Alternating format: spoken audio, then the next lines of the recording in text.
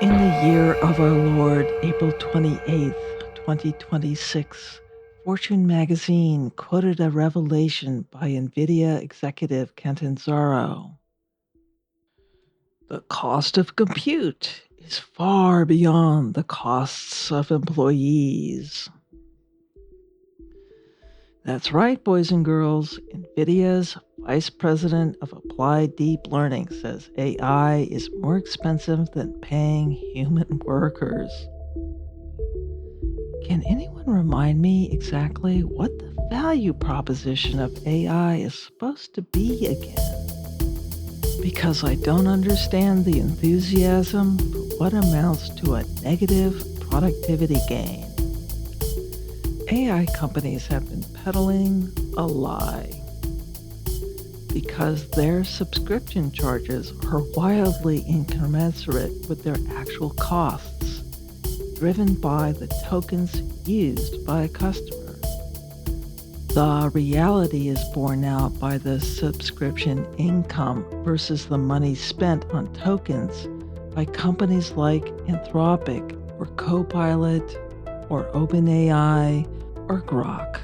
The only pathway to profitabilities for these companies is to charge more, a lot more, because not only do they have operating costs, they have a ton of debt to pay off.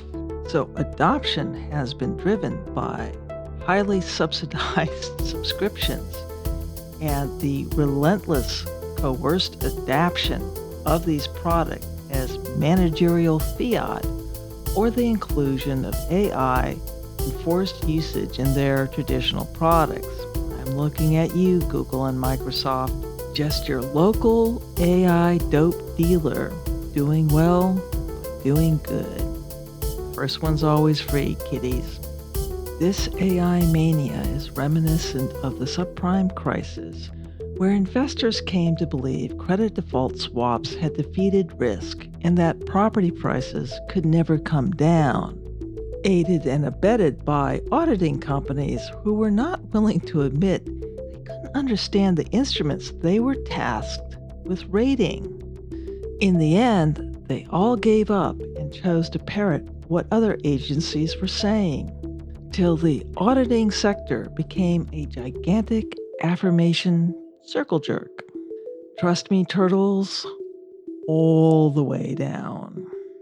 We are living in the same world today, where investors uncritically believe whatever tech CEOs say and don't bother to read the financials. The AI story goes, it's a better, cheaper, faster replacement for employees. Made convincing on a flood of subsidy by the largest cash piles in existence, circular financing, and investor mania, all praying for the next big thing to justify big tech's insane valuation. And whatever flaws AI might have now, the fixes are just around the corner. It's just a matter of time as long as everyone out there keeps believing in Agentic Tinkerbells. Nobody in business learned anything from 2008 or Enron.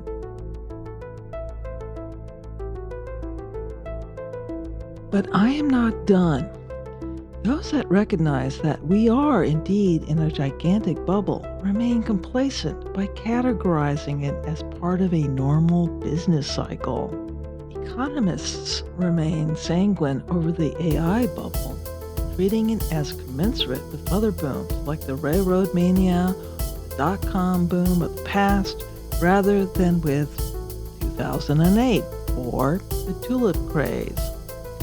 To economists, busts are part of the natural business cycle, clearing away the overgrowth of capacity so that the few survivors set the stage for the next generation of growth by mopping it up, pennies on the dollar, leveraging what they never paid the true cost for and using it to power the next growth cycle.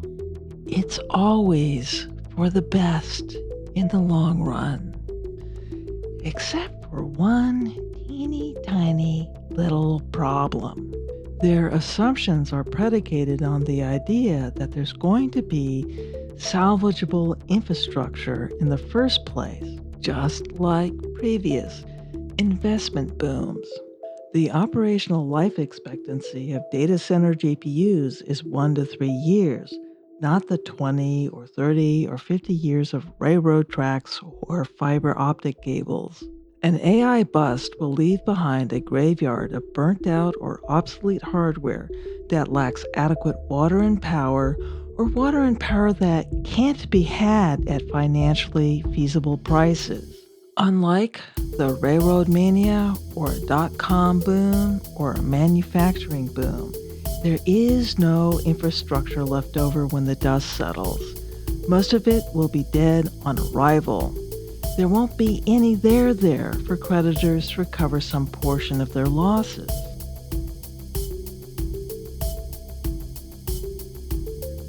Beyond this, the true danger about these AI data centers is the one thing these technologies have a proven track record for is mass surveillance and misinformation on a scale none of us are prepared to handle. Companies like Palantir are driven by these technologies that allow them to collect diverse pieces of information and feed them into automated weapon systems as targeting information like they have in Gaza and Iran. These systems are being woven into every element of the government, military, and the economy. It's totalitarian level information asymmetry with systems that are capable of monitoring and manipulating the economy and public opinion in ways Stalin could never have imagined to think of. And the federal government can afford it because every check written by the Treasury is honored by the Federal Reserve by law. It puts an ever-growing supply of unlimited funds into the hands of the world's richest, most contemptuous, and hateful individuals we have seen in a century. This bubble is not your granddaddy's boom-bust cycle. It is something infinitely worse.